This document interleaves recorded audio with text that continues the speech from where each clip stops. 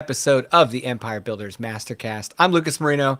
I help nonfiction authors create courses from their books, and this is Honorée Quarter. Honorée, how are you doing? I'm so great. And I help aspiring authors create business assets that are revenue generating in the form of a book. Love it. I do too. I just want all the books. All the books, all the time. I love that this is all about nonfiction books, specifically this series we're getting ready to kick off. And Yeah. it's a big motivator for me too, because there's probably once a week, maybe to twice a week, I go, man, when am I going to put that next nonfiction out? Like, been so busy with fiction, and I've kind of, you know, done this to myself, but I scheduled a lot of things. Yes. So I can't wait until We're a victim. one of them opens up, and then I can dive into my next nonfiction. Hey, Yeah. Justin, how are you? There's Justin, There he is. I saw my you waving. favorite older brother. By the way, Justin, I heard the math on that this morning, and I'm in your defense. I'm not sure if it works out the way. My math is perfect, Lucas. My math is perfect. And there's MJ. Hey, MJ. And MJ's like, yes, it is. Yes. Yes. So we're just going to leave it at he's my taller older brother. The end. The end. No one has any proof to the contrary. Who could That's talk right. about it? So that's fair. What are you reading right now, Lucas? Nothing. Can you believe that? I have said no words that aren't mine Okay. for 10 more chapters. Okay, fair. Yeah. So, Hey, Michael. hey, Michael. It was one of those things where I realized probably on writing Burn the Girls, maybe. So at that point, I think that's like my fourth, right? Yeah, fourth book. So at that point, I realized I only have so many words my brain will digest. And I don't care if it's across social media, books, my own writing. Yeah. So if I get to a point where I need to have max capacity for producing words, I limit my consumption of other words. And Sure. I use music and other non-eye and brain, like Right. reading related, Right. to give myself a break from the reading. I'll watch TV. I'll do, Okay. things Yeah. like that, but I won't Yeah. read because, Interesting. yep, Interesting. because my Yeah. word count has to be so high, and I don't want to. What are you up to in a day's time for word count for fiction? Not where I want to be, but on this EMP series, the words are shorter per chapter. My word counts are tighter, and they're moving quicker. So just take that with a grain of salt. They're different types of words, but I Yeah. can do 5,000 words and not feel like I'm going to have a hangover the next day. All right. If I do that with my deeper nonfiction, that's something. It's different. Fiction words Yeah. are different than nonfiction words, I think I've heard Oh yeah. and I've experienced a little. And I have a limit. I can be Yeah. cruising right along and then just hit the limit. It's like all Yep. of a sudden the glass is flowing over and I'm done. So, Now I will say this. When I feel like I'm in that taxed area yeah. and I read back through my stuff, I put a rule in place that I cannot write the next chapter the next day until Mhm. I've reviewed this chapter first again with fresh Okay. eyes, because Oh, it just gives me a way to go, okay, you're obviously close to not, you maybe need to step away from the keyboard. sure. And the next morning when I read it over, I can see it. I'm like, oh, I need to change that. Oh, let's update this. Oh, it's Right. like little things, but Right. you're writing so well.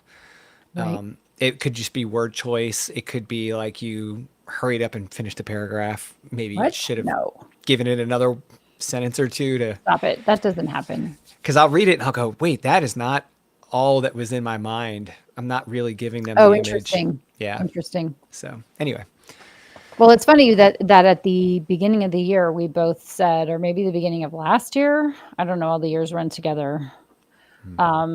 we were like, we're both going to publish fiction and nonfiction. And I published a crap ton of nonfiction and you Yes, you published did. a bunch of fiction and you're publishing fiction and I'm still publishing nonfiction. And so it's just kind of fun, right? Yeah. That we kind of leaned into what we leaned into, but it's so fun. It does not feel like work to me. No. It I, it is hard work, but it doesn't feel like hard it's hard work. work, but it doesn't feel like hard work. I get Yeah. grief a lot from my non-writer, non-entrepreneurial friends. And they say something like, that sounds exactly like, you're always working. Do you ever stop working? And I'm like, do you ever start working? Like, sorry. When do you work? I don't know. Because it just doesn't feel like it. So like, oh, am I actually working? Because it doesn't feel like it. It just feels like I'm doing the next natural thing that I need to be doing. Well, you know what's funny about that is, and I won't drag this out too much longer because I know we got a topic to get a hold of, You but do. I realized what felt different when I finished probably course pricing strategies. I was on this tight schedule. It wasn't the first book. The first book, you're just kind of like, okay, I'm taking it all in, I'm doing it all. It's like, I'm just super focused. Yeah. On course pricing strategies, I felt like I had a stride. Everything was good. Everything was happening. Like I knew what to expect next. Everything was rolling and all the work was there, but the not seeing it for the first time had been lifted, right?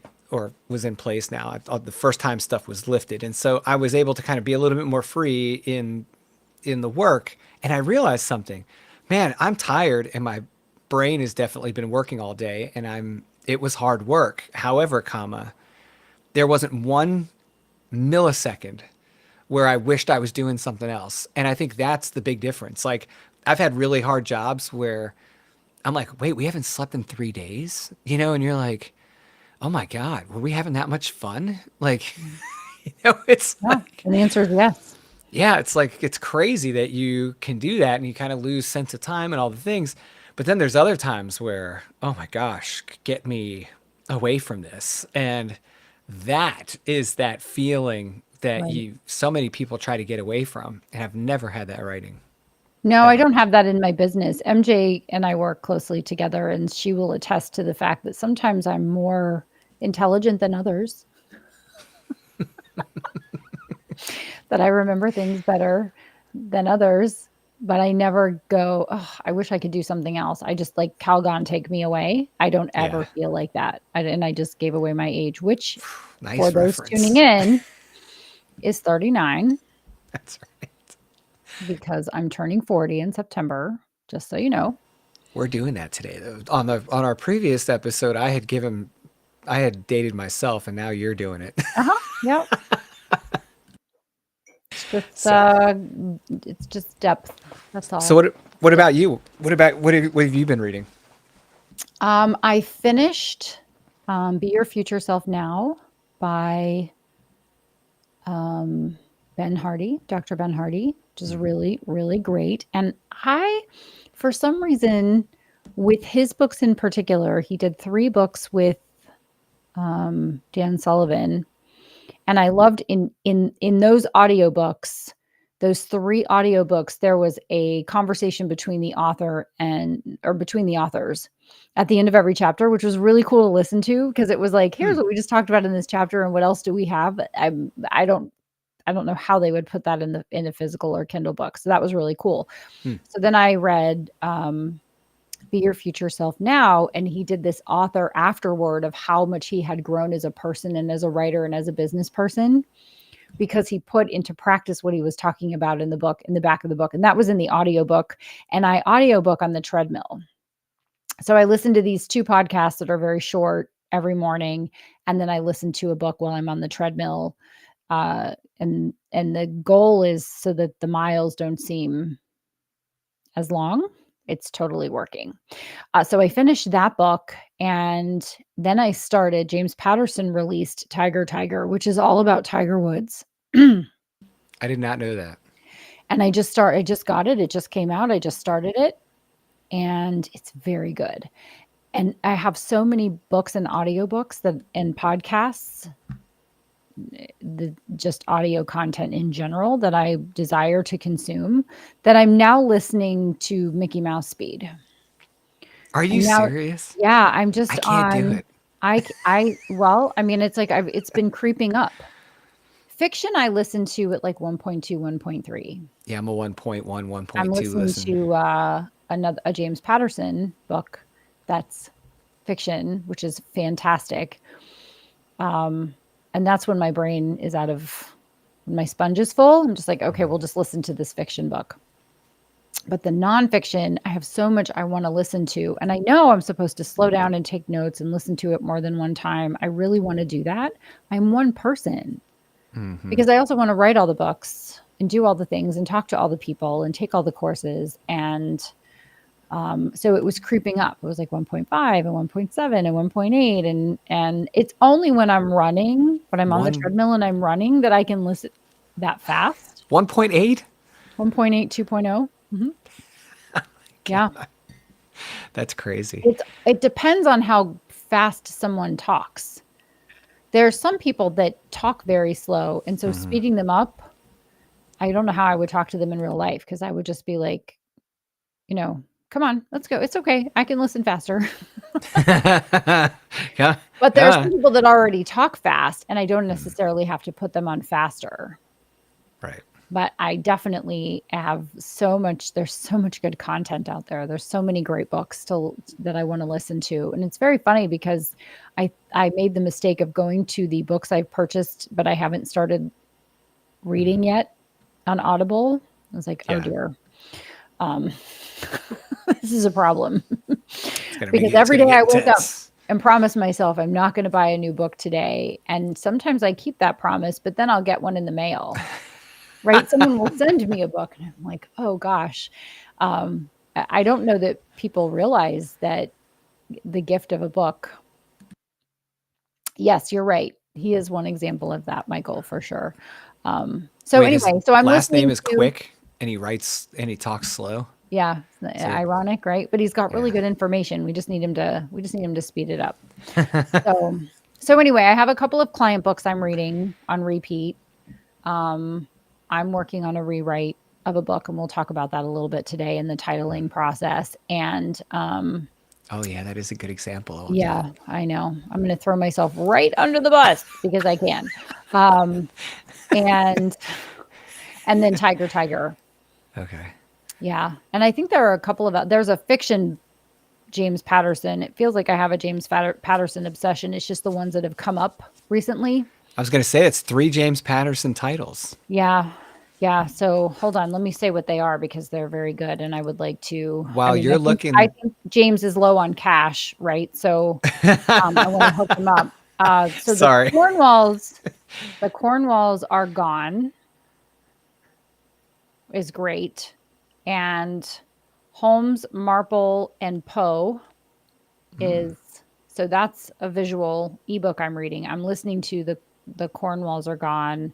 And then I'm listening to Tiger. So I am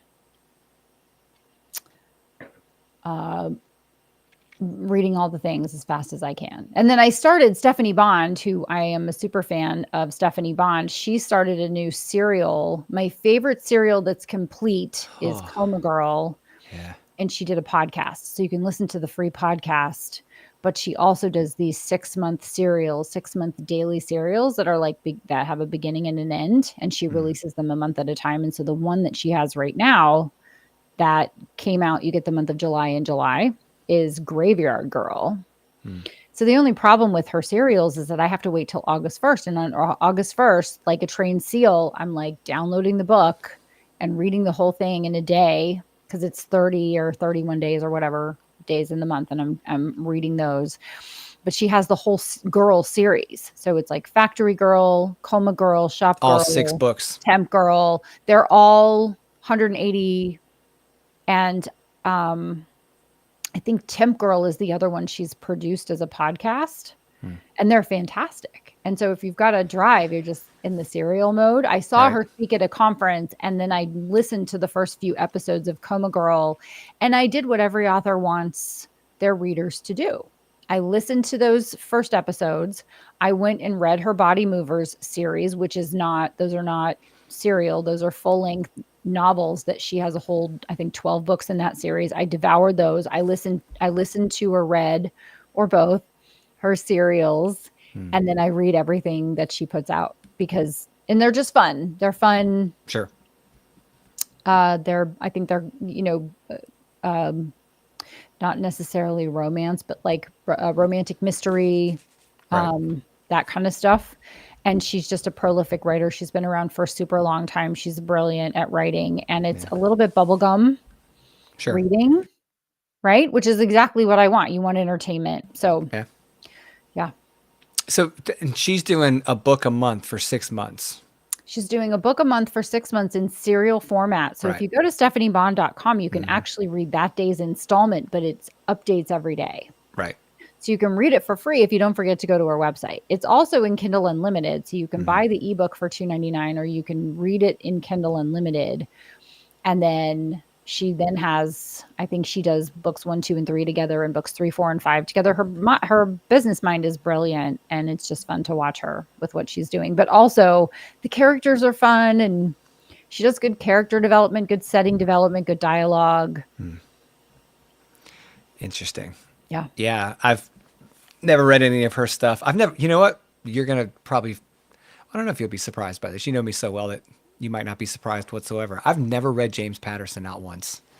And Tammy read all of his stuff for the first, I don't know, maybe 15 years of his work. He was a copywriter. He penned the theme song for something, jingle writer, copywriter. His books are serial full-length novels. Right. Every chapter is 2, 3, 4 pages, ending on a cliffhanger. So you're like, oh, darn it.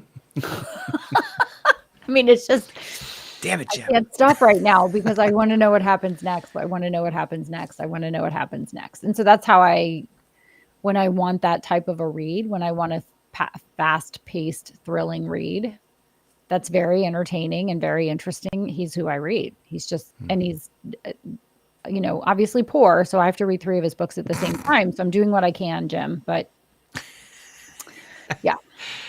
Yeah, he's only the most highest selling author ever, right? Yeah.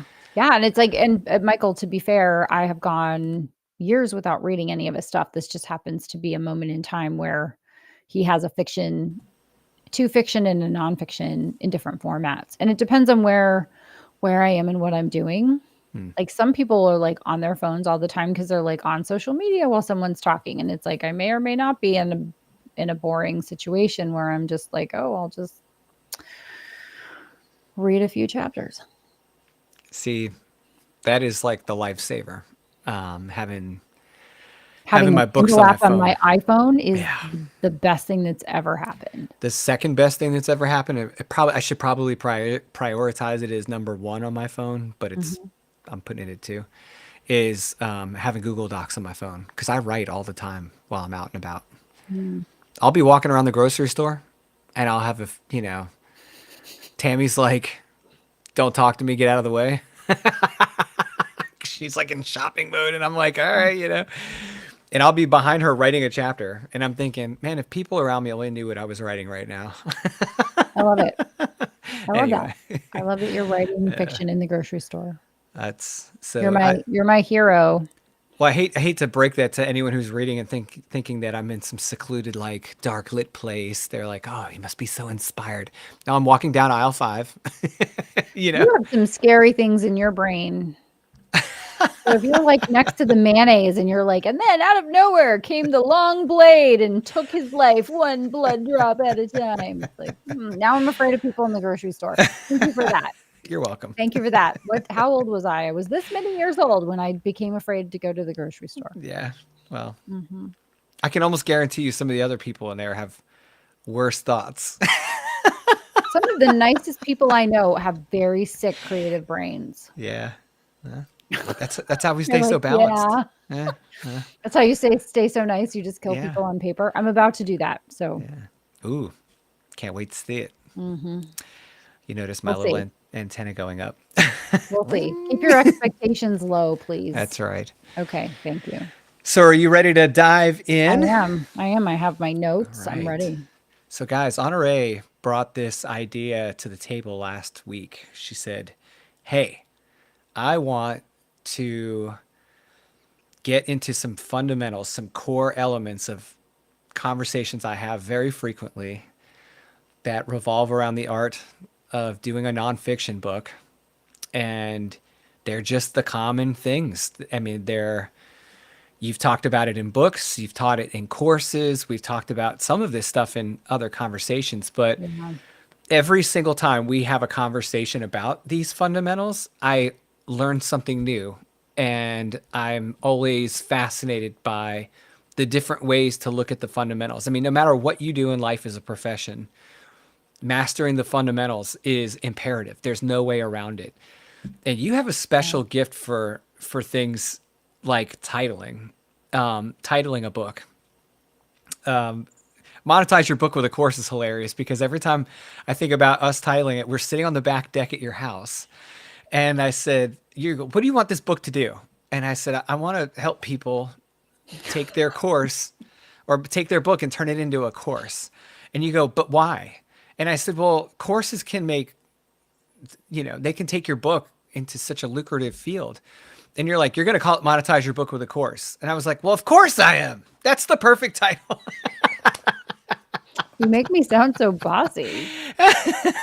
Oh, well, no, it's just so natural to you. You're like, this is what you're going to do. And I'm like, that's the right title. It was like that easy. And it wasn't, I mean, I don't know how, I was probably sitting on the plane on my way to Nashville going, what about this one? What about that one? Back and forth, back and forth. What about kittens who wear sneakers creating courses? No. Yeah. And in like 10 minutes, we had the book title. And you just have this really good way of putting all the different pieces together, because titling a book is an actual, like, there's an art to it, but it also has like very specific requirements when it comes to nonfiction. If you want to hit all the check boxes, right? Like, it's easy to understand what it's about. It's going to bring in the right reader, all the different things. So I love that you were willing to talk about this very important topic, because it really is one of the two biggest parts of a book project for me that I almost never trust myself to do without someone else. I want other people's feedback on titles. So that is what my mind did when you said, let's talk about developing titles for nonfiction books. Yeah, for sure. So what happens when I'm getting the call or the email? I need help titling my book. And here's what I have. And here's the book description. And here, blah, blah, blah, blah, blah. And without reading the entire book, I can usually ask a few questions and help people to suss it out. And I think in some ways they're overthinking it, and they're, thank you, MJ.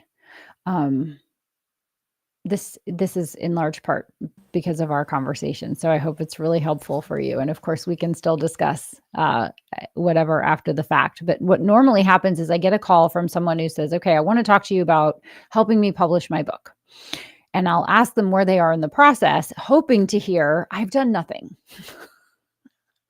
But what I generally hear is, I have a title, and they haven't done anything else, but they have a title. Or they say, I have my title already. Like, that's already done. That's been decided. And I have 80% of my book written. It's through the process. And all I need is ... So they'll insert something like, all I need is a book cover designer, or all I need. And being on the backside of 66 books, I've made every mistake there is to make, including mistitling some of my books, or ineffectively subtitling my books, or getting caught up in it and then just getting to the point of just saying, screw it. It is what it is. I'm just going to put it out there. People will figure it out. And that's not a good approach. That's not going to work. They'll figure it out. They'll figure it out. Like, come on, people, get it together. So I thought it would be helpful to talk about why having an effective title is helpful, um, and what ineffective titles can cost you. And I think it seems obvious, but also does titling books seems obvious to me now that I have all this experience. And I think you think that it's um, a special ability. I think it's just number of times at bat. Um, Well, right? yeah, I mean, you have developed this muscle, right? Right. I think it's just Yeah, because I've done it so many times. I don't think I have a special gift. I just think I've done it so many times, like anything else. repetitions. Right. Yeah. So, an ineffective title is going to mislead a prospective reader. So they're going to think, I'm going to have my problem solved, or I'm going to be able to do X because that's what the title says. Hmm. An ineffective title can also um, cause people to buy a book with an expectation that's incorrect because it's mistitled. I think where some people miss the boat a little bit is they try to create the perfect title and subtitle without taking the contents into account. So if we talk about not wanting to miss sales, reads, and impact, because ultimately the right title is going to cause people to read your book. They're going to go, oh, this book needs to go to the top of the pile. This is the book I need to read next most. Hmm. Of course, the book I bought most recently is the book that I'm reading, when I probably should have not bought the book and I should have gone into one of the 400 titles that I haven't read. Nevertheless, the picture of Tiger on the cover with Tiger Tiger, and I'm a fan of what he's accomplished in his career, is very interesting to me. So I put it to the very top of the pile, for better or worse. This being Tiger Woods, Yes. for those that Yes. aren't familiar. Yes. So we want people to see our book in nonfiction. So prescriptive, transformational nonfiction books, we're generally helping someone to solve a problem or capitalize on an opportunity. And we want someone to see our book title, our book cover, and say, I need this book. I need this book right now. I need to read this book next. This needs to Hmm. be the next most important thing that I do when there are so many things competing with their attention: social media, television, current events, work, children, Ah. all the things, right? So it needs to be, as they say in My Cousin Vinny, dead on balls accurate, It's a right? scientific term. It's a scientific term, right? We got to get pause attraction. So, so in order to do that, we want to make sure that our titles are not only effective but also accurate. Hmm. What do you mean by accurate though? Does it have to be like related to my topic? Does it have to be, because I think people get real cute with titles, right? We think Uh-huh. like something witty is going to stick in someone's mind No, because it's stuck in our mind because we thought it right, was so damn witty when we come up with right, it, yeah. Well, you know? let's talk about it. It needs to, so by accurate, I mean it needs to reflect the contents of the book. So if you're coming up with um the the 12-minute solution to your perfect beach body, and then you're talking about the fact that you have to be in the gym for 120 minutes a day, not 12 minutes a day, it's not accurate. It's not in alignment with the content. So the Hmm. content has to be in alignment with the title and the subtitle, and the title has to be in alignment with the content all the way around. It has to perform the what and the promise. So let's just kind of dive into the fact that the title is what the book is about in as few words as possible. And with nonfiction, you don't need how to in the subtitle. Right. You don't need it in the title, but sometimes it gets stuck there. And I'll talk about a recent example of that for me. Um, but you want the title to be exactly what the book is about. Think and Grow Rich, The 4 Hour Work Week, The Miracle Morning, Vision to Reality, The Dynamic Laws of Prosperity, the Bible.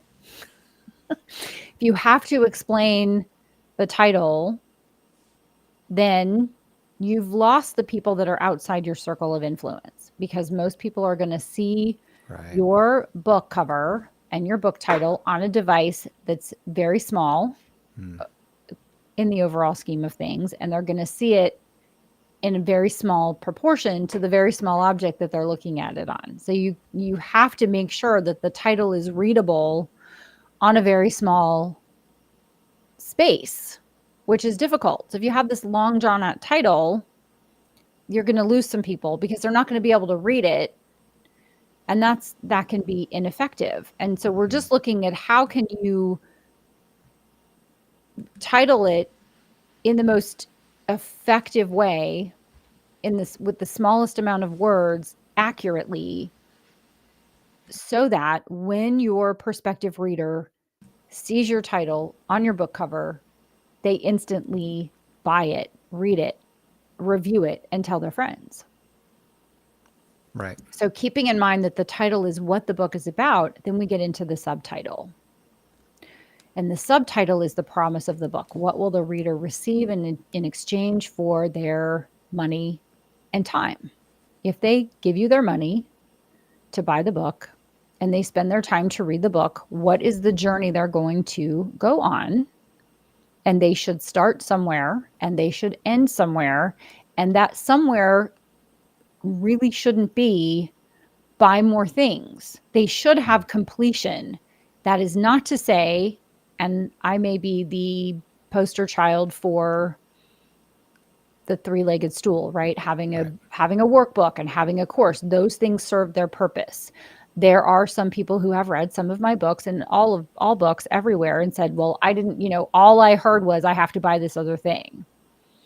Because the minute you suggest that they buy something else, they get irritated, which is a them problem, not a me problem, but it's just a fact. You're going to have that happen, right? Sure.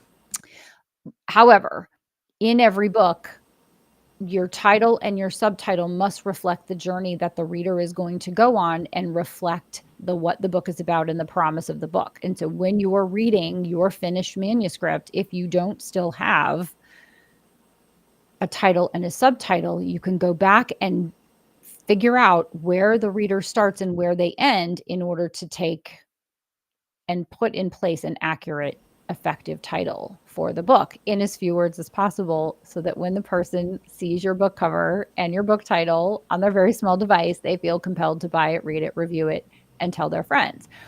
So it's just this OODA loop, right? Right. Of like, sure. What are you fulfilling? Because you can spend so much time crafting a brilliant subtitle only to realize the book doesn't meet that promise. So what are you going to do? Are you going to change your subtitle, or are you going to rewrite the book? You don't have to promise that they have the end result. I say write your first nonfiction book, and I don't say at the end of write your first nonfiction book, now you should have a book. Your book should be published. Right. I've provided a process they can follow in order to get to that promise. So they don't have to have the end result that they want. They have to know how to do that themselves. That's what prescriptive and transformational nonfiction is. Gotcha. So the title needs to be what the book is about, and the subtitle needs to be the promise, what they get in exchange for their time and their money. So let's talk about. Can I just make one comment? I love that you brought up the subtitle, because one of my questions for you is going to be, how do I know what to make the title and how do I know what to make the subtitle? And one of the things that kind of always sticks in my mind is that the subtitle's job is not to be the title. So if you're getting too cute with your title and you're relying on the subtitle to tell people what the book's actually about, you might not get that far. Right? Some people want to use the title as like a thing to grab you. You're going to go, oh, what's this? And then the subtitle will explain it. Can you tell me whether that's like, can you kind of explain maybe your advice on balancing the title and subtitle? Well, leaving out cute or clever, because sometimes you can be cute or clever and hit the mark, and sometimes not. And you have to know when.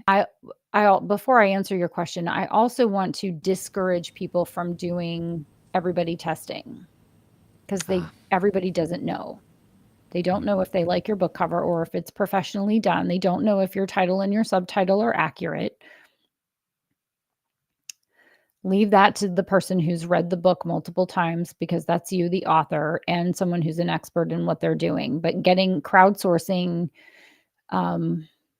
feedback is usually highly inaccurate and just problematic, right? So just we're not going to crowdsource, and we're not going to be cute or clever, because rarely is your ideal reader, who again is going to see your small book cover and your smaller book title on their very small device, making an instant decision to buy, read, and review and tell their friends about your book, going to understand how to title a book. They just are going to know whether they need to read the book or not in that moment. So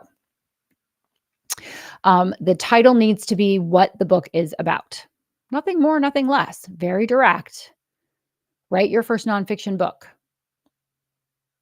You must write a book, right? What is the book about? It is about X, very directly, in as few words as possible. The subtitle then conveys, is it 3 keys to 5 ways to an expert's guide to, right? What is in the book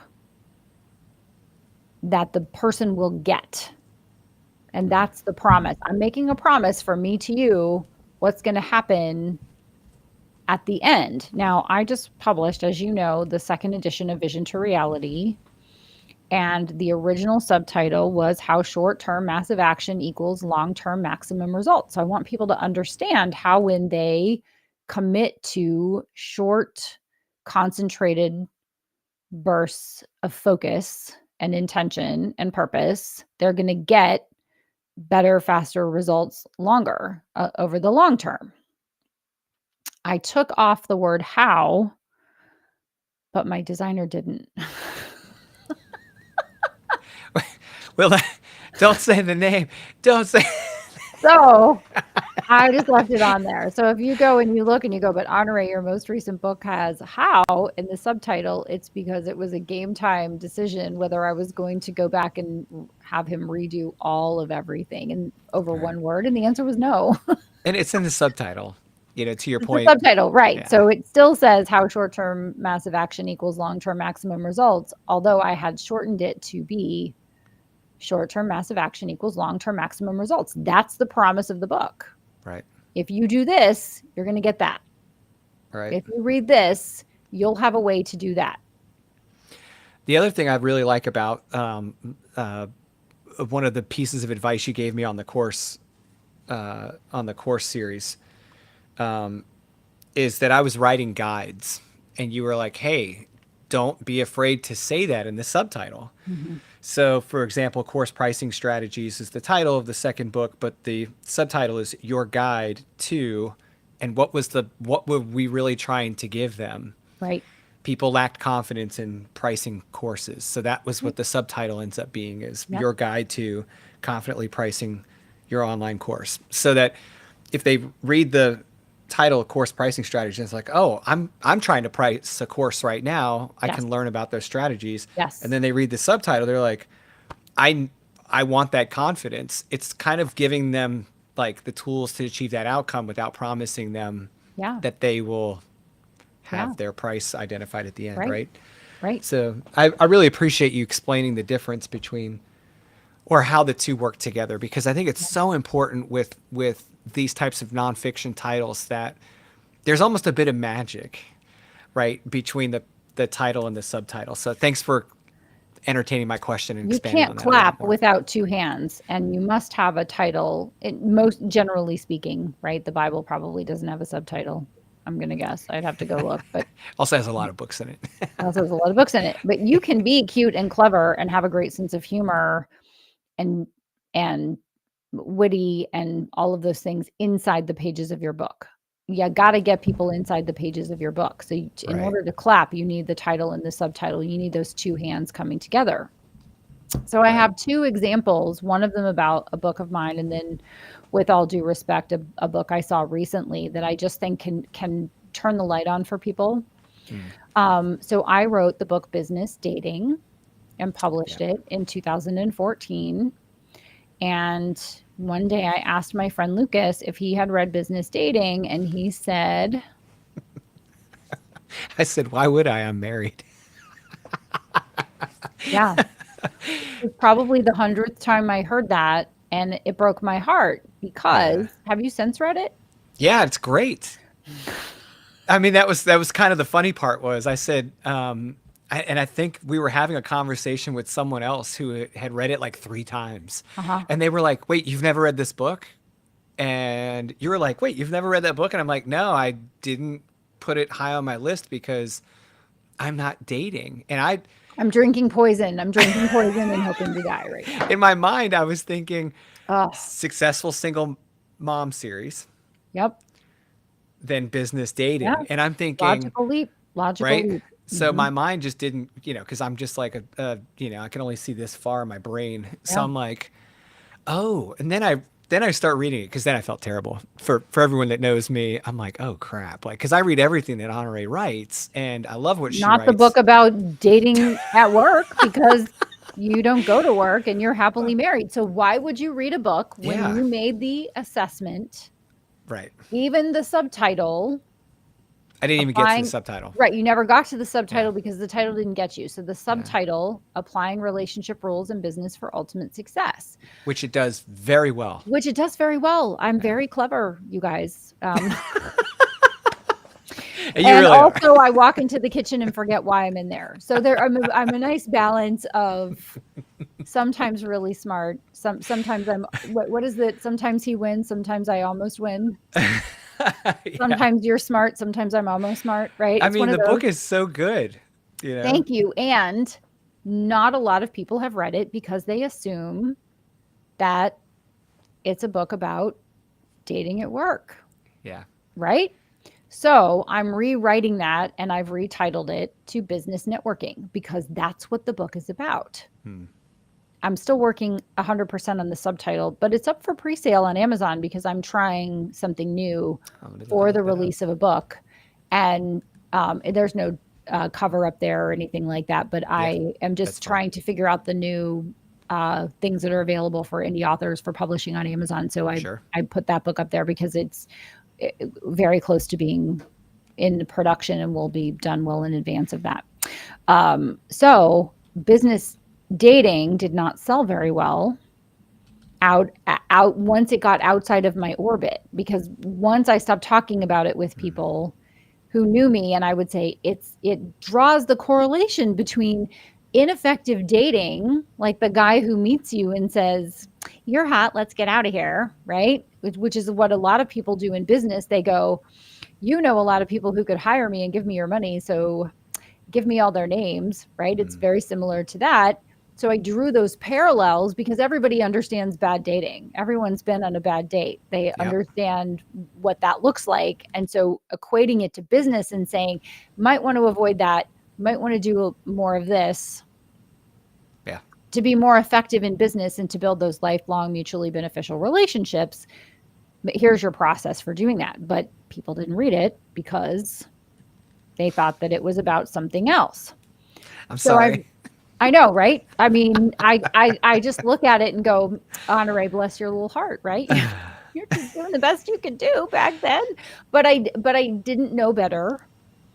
And I thought being cute and clever was the way to go. And I learned the lesson. I paid the stupid tax for it. I paid the tax for not titling it effectively. So with the 10th anniversary this year, I'm just doing a second edition of that book, but it's not going to be a second edition. It's going to be the first edition of it's time for me to drink water, but I don't have any. Yes. Oops. Um, so there's a book that was released recently and I'm going to go ahead and talk about it and I'm just being respectful. I was consulted to work on this book and I wasn't hired to do this book, but I paid attention. And the book that was released is called Nobody's Sleeping and it's by a sleep expert. And I don't think that he's wrong that nobody's sleeping, Hmm. but I wouldn't have titled it Nobody's Sleeping. I would have titled it You Could Be Sleeping Right. Because ultimately, if I'm reading a book by a sleep expert, I want to sleep. Right. And so I don't want to know that nobody's sleeping. I want to know that I can be sleeping. Right. And so sometimes, and this is just my personality, I am much more a positive leaning person than a negative leaning person.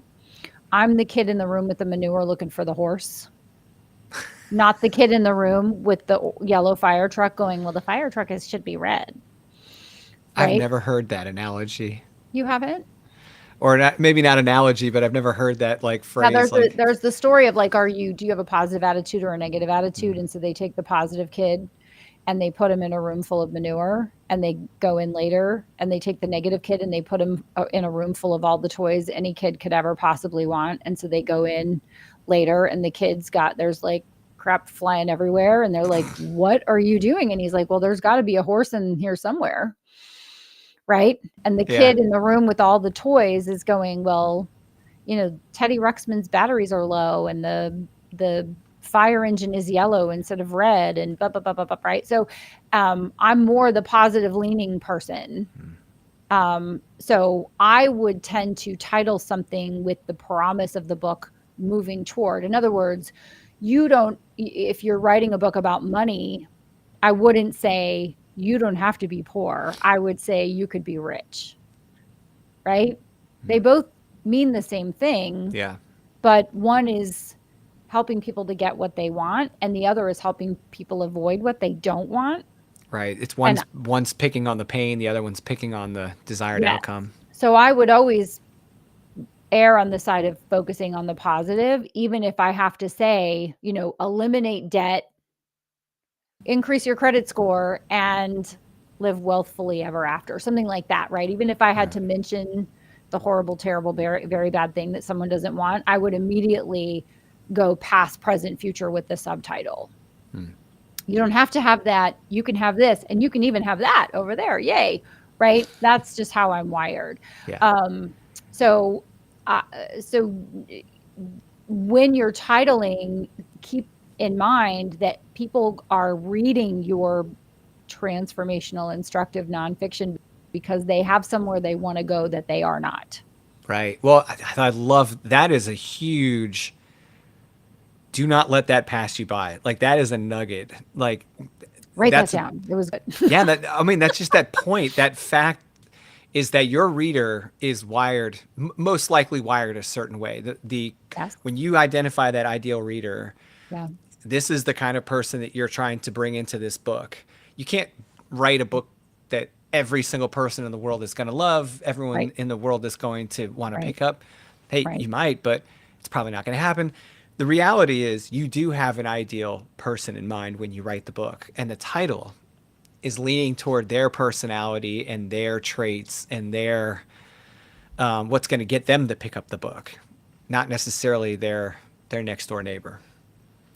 I love that. Perfect. So I Love think it. the last piece of it is working title versus final title, because you can have a working title where you want to live in the process, but ultimately you may have your final title right out of the gate. However, you may realize in the writing of the book, as more things occur to you, as the manuscript takes form and new ideas cross your path, things you add in, that the title can be expanded or shifted ever so slightly. It's helpful to have a working title, because when you have a working title, even as you're working on the manuscript, and I cover all of this in Publishing PhD, right? The different tracks of things that are happening simultaneous, because you don't want to finish your manuscript and then go, now I need an editor because no one good is going to be available tomorrow. Right? You don't want to wait until your book is completely finished to then go, now I need a book cover. You're going to have different tracks of the book production process running simultaneous to each other. So even as you're crafting the book, you're going to be crafting the cover. So you'll want to get the cover designed. And so you're going to need a working title for that. But once the book is finished, you can then move into finalizing the title. Now, there are a whole bunch of things that just went through my head, like assigning your ISBN, because once you've finalized your ISBN, changing the title is a little tricky. Once the publication date passes, once you've submitted it, you have to make sure that you can change the title or the subtitle. If you're going to do any pre-order, if you're going to order your ISBN, I think those are nuggets for another day that we can dive into. Sure. Once the book is finished, you can then make sure that your title and your subtitle meet the promise of the book, right? Of what's contained in the manuscript of, because what you don't want is to promise LinkedIn mastery to fail to meet that promise. So you might say, a beginner's guide to LinkedIn, as opposed to LinkedIn mastery, because LinkedIn mastery to me says I'm going to be able to go soup to nuts with it. The beginner's guide helps me to have an understanding that I'm going to be able to get only so far, and that sets the expectation. You want to make sure that your title and your subtitle really kind of wrap arms around what the reader is going to get, so that they're not mad at you, is they are going to get mad at you. Yeah, I mean, if you give write, them as few reasons as possible. Yeah. If you write a good book and it gets out there enough, you will get people that are not happy with you. Yes, I actually had someone say that I got a 3-star review because their book wasn't delivered. You're like, I'm not the. But I'm not the Pony Express, right? I didn't not deliver it to you. Yeah. So anyway, you're going to get some anomalies like that. However, you just want to go back and double check if I'm mentioning 5 R's. Am I covering the 5 R's? Am I missing anything? Am I making a reference to anything in the book that I'm not closing the loop to? That's also manuscript related. We'll come back to that another time, but specifically related to the title and the subtitle. You must write a book. The subtitle is Boost Your Brand, Get More Business, and Become the Go-To Expert. So the purpose of You Must Write a Book was to help people to understand why they must write a book. You must write a book because it's the fastest way to boost your brand, get more business, and become the go-to expert. And I think that book does that job effectively. It does. So business dating, not effective. So if you have a book that is well written and the people who read it love it, but it's not getting traction, there are several things that could be ineffective about the book. But I would first look at the title and the subtitle, and I would make sure that it's very direct. Now, sometimes there is a perfect title for your book on someone else's book, and you have to decide, because book titles are not copyrightable, so you can't prevent someone from titling it. You can't prevent someone from using your title, just like someone can't prevent you from using their title. Just avoid using famous book titles as your book title. So I would never write the 4.5-hour work week, right? You're gonna get roasted, right? I would just, it's just bad will and terrible friendships all the way around, right? People would just be leaving terrible reviews. That's right. They're just gonna, people are paying attention. They are noting, and you don't want that. You want to have your own. You want to have your own ideas and work from your own ideas. Do we have any questions on? You guys. Chat. We had some comments. I didn't see any questions. MJ, I'm curious if you're still here and if this was helpful for you, because I know we've had these conversations in the past about something. I love the fact that you brought up timing, right? Like, if you don't have to have this nailed down in the beginning. Some people feel like they don't have a North Star to follow without a title. Sure. And I would just tell those people, pick a different star to follow. I mean, in your outline, just write down a why statement. Why am I writing this book? Who does it help? Yep. And then just use that as your guiding light. Yep. And worry about how to get creative with the title and nail the system. All right. Super helpful. Okay, cool. So if I have a system within the book that should be included in the subtitle, okay. So if you have like a method um, or some type of system that you're communicating to people. It just depends. Does it make sense to put it on the cover? Is it long? Is it short? Is it a word? I mean, your system could be smart There's a good or example of one. yeah, so what is that? So this is the three-story method. Yeah, what's the subtitle? I'm The unable to read subtitle that. just says Foundations of Fiction. Oh, great. Yeah, Perfect. super clean. This is from Jay Thorne and Zach Bohannon. Yep. And they wanted to kind of pass along this method. So in that Mhm. case, the book is about this method. Everything Yep. in the book is about this method. So yeah, that would make sense in a situation like that, MJ. But I'm with you, Honorée. Like I communicate a certain system for creating courses, like a Yep. certain approach in monetize your book with a course, but I don't Yep. name a specific system or method in my titling because honestly, they can take all those different Right. tools and apply them how they want. It's not like a trademarked system. A good example of that would be like if someone wrote if the company that owns Whole30 wrote a book about Whole30, Mhm. that topic is probably going to include the trademarked system. I think the book would probably be the Whole30 That's method right. for ultimate health or something like that. But Right. in Buying College Better, Beth has the magic method, but we don't have any mention of it in the title or the subtitle Right. because we wanted to give the reader was complete confidence in their choice of school. Right. So opting for that title and subtitle, even though there's a method included in there, I don't have a method and there is no such thing as writer's block. And so I am conveying confidence to the reader with the subtitle. You can unlock your inner prolific writer. I didn't just say unlock your inner prolific writer. I said you can, because I wanted to convey confidence, because writer's block doesn't exist, but to some people it does. Right. And I wanted them to know that they didn't have to have that, right? You don't have to have writer's block. And sometimes if you're not writing, it's not because you have writer's block, it's because you haven't rested or because blah, blah, blah, blah, blah, right? So all of that to say is if you have a method or a system or a process, MJ, you can call it out on the cover, or you can just say, here's what's going to happen on the other side of reading this book.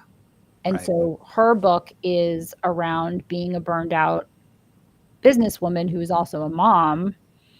And so we had discussed several different things. And MJ, I don't want to talk about this without your permission first. So just still working through what's the antidote to being a burned out business mom, and then do you want to say um, you can be a relaxed um, right, confidence, not absolution. Yes. Right.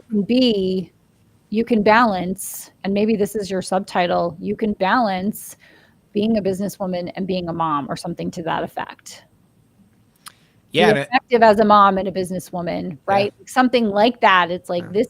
this is your process, right? Write your first nonfiction book. The subtitle is a primer for aspiring authors. I wanted someone to know, like, here, this is what you need, right? A primer is the thing people need in order to get from the beginning to the middle to the end of something. And so that's why I chose that subtitle. There is no 100% right or wrong way. It is a little art and a little science and a little common sense. And also, when someone looks at it, do you understand what it is and do you want it? If you're the right person, you want to effectively network in business.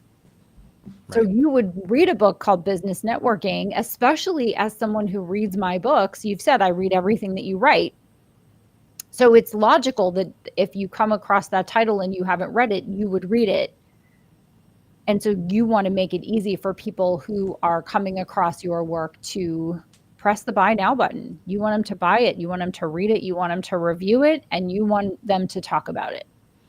Right. And you know, you made a good point about being positive, but you're also still calling out the thing that I'm identifying as a pain point without putting it in your title, Right. right? So Correct. if I'm a business owner and I know that I need to Yeah. improve on my networking skills, you don't have to tell me that I suck at networking to sell me a book on networking. You know, you Right. could just very clear, like, this is the subject of this book. Right. Some people would say, you know, attending group meetings, don't suck at networking, Right. right? Like but that's not my personality. And the brain doesn't hear don't. Interestingly, I don't use how to. And if Tammy says to you on the way out the door, on the way home, don't forget to pick up the kids, you may very well walk in the door and look at her and realize that the brain doesn't hear don't. And Right. so all you heard and all people will read is forget to pick up the kids. So you take the directive and then consciously you go, oh, don't forget to pick up the kids, as opposed to pick up the kids. And so if you put don't suck at networking, what someone's brain will read is suck at networking. So just things to consider: understanding language, telling people exactly whether this book is for them or not, and then asking people, when you see this title, do you understand exactly what this book is about? And then making sure that what it says exactly this book is about is exactly what the book is about. And you're going to Network win. your face off. Yeah. Network like you mean it. Network like a Don't be champ. a big jerk. Oh, sorry. Be a big jerk. Okay. Be a big jerk. Stop being mean to people and being rude. Oh my gosh. I guess the last thing I'll throw out there that you helped me with is there have been times when I didn't have any clue what I wanted to title it. I was still confident in the outline. I was Sure. writing the book. I'm like, yeah, I don't know what the title is. I'll figure it out. Maybe when the book comes together and I see it's in its entirety, it'll hit me. Maybe I'll write a phrase in the book and it'll jump out at me. Maybe I'll make a point that kind of sums it up in the opening or the closing chapters of the book that kind of really convinces me of what I should lean into for titling. All of that kind of, yeah, you're right, Michael, there is a Yeah. psychological approach. If you're comfortable with the writing without that title being your North Star, don't necessarily feel pressured. Like Honorée said, you can develop a working title and then shift to an actual final title later. Yep. I worked on a series of four fiction titles, and had the titles selected for the books before I actually had the plots built. And that is a risk for some people because the book title is going to mean so much. And how could you possibly have a title picked out when you don't even have the plot for that book aligned to that title yet? And it is a little bit of a gamble to broadcast that. Now you can make your title and you can keep it. You don't have to tell everyone and their mom on social media right away that you've got this amazing title. Nope. And that's what I chose to do, was to pick four titles and not talk about them till I had the story plotted out. I was convinced that I was going to go with that title. So even though we did the work way ahead of time, a year ahead of time on one of those, the cover was developed and the book was titled before the actual plot was finalized. Yep. And that to me was okay because it wasn't my current thing that I needed to be marketing. So if you Right. are marketing a product, a service, whatever, and you're in the process of creating your book, don't feel pressured to market your book right away with the title. You can market the book, the premise of the book, the idea of the book, the intent of the book without necessarily giving a title right away. And people will be excited about that. So it's just something to help maybe some confidence while you're in the I'm picking a title phase of your project if you're not convinced yet. Yep. I have one final example. Yes, ma'am. I read a book years and years ago by John Kralik, Kralik, called 365 Thank Yous. And it started my daily thank you note practice that I have continued for all the years, consistently. And eventually that book it was about how I think he was broke and dying. right? He started with a really sad story, and he decided just to find gratitude and to send one thank you note a day for a year and see what happens. So thus the title 365 Thank Yous. The book is currently, I think, better titled. It's A Simple Act of Gratitude: How Learning to Say Thank You Changed My Life. Right? And so I think that second title is much more effective. The book is still selling. It's a great book. It's a gift size book. It's kind of the pocket guide that we talk about a lot here. And it's impactful. And I don't know what 365 thank yous is, but someone told me about the book. We got lucky on that one. The author got lucky on that one. I think probably A Simple Act of Gratitude, with that word gratitude in the title, has gotten him much more traction than he probably originally had with that original book. And it was acquired. I think he self-published the original version, and it was acquired by traditional publishing. And they have this process that they do of titling, right? They have a process, their own process, I'm sure. And that's why it was retitled. I'm just guessing. No one told me this. It's just my observation. But having the right title can happen when you retitle the book. It doesn't have to be done right the first time. We just hope through this discussion that you feel like you are given some insight into effective titling so that you do title it effectively the first time. The good news is that you can repurpose the content, rewrite a bit of the content, and republish it under a new title if you have, as I have, published under less effective titles previously. So just know that let's call it a Dr. Phil moment, where we either make the right choice or we make the choice right? You make the right decision or you make the decision right. Well, thanks for allowing us to look at that side of your book writing, because I mean, some people wouldn't be comfortable sharing their own example of maybe when they didn't nail the thing, and I appreciate you being so candid with this. And I know that stung you, because we had obviously talked about it offline or off air before, and you were like, damn, I really feel like I could do a better job with that. And I think that is just such a strong sign of your confidence in your ability to do it right, that you could identify opportunities. And then you went and showed through example, by doing it, that it's not like you have to like write that book off forever, or it's not like this death stroke for the project. You can repurpose this work and re-release it and do it in a very calculated way and make it fun. And now the book will do what it does under the right title. We'll see what happens. It'll be fun to see. Yeah. It'll be fun to see what another decade, an effective title, an updated manuscript, more insight does, in addition to my expanded brand and following. Right. We'll see what happens with it. Yeah.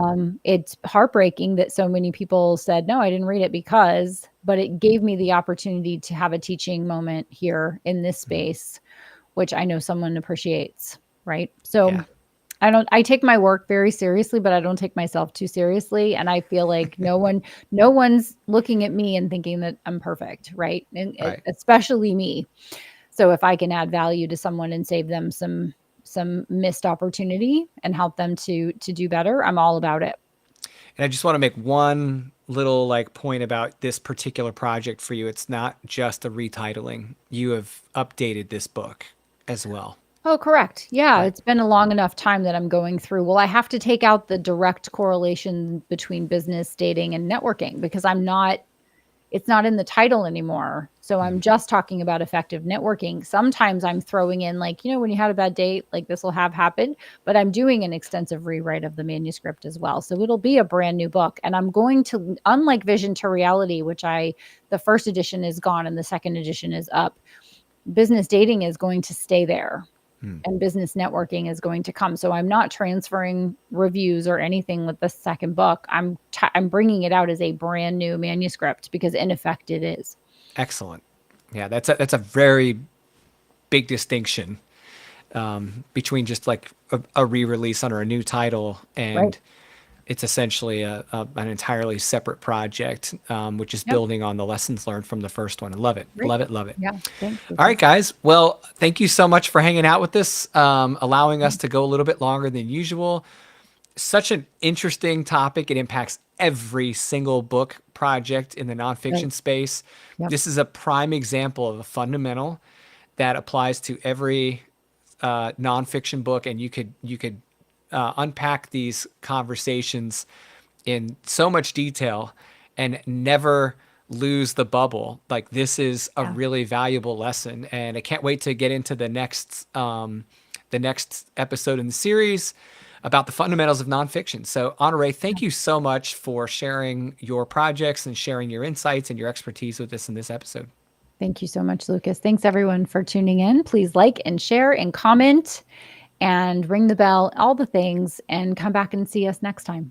That's right. And if you have found yourself in the middle of a book writing project and you're looking for some guidance on putting together your perfect nonfiction book, go check out the Author Success Bundle at empirebuildersmasterclass.com. And you'll have access to 3 of Honorée's most profoundly impactful courses. Thank you. Thank you. Literally shaped my nonfiction career. So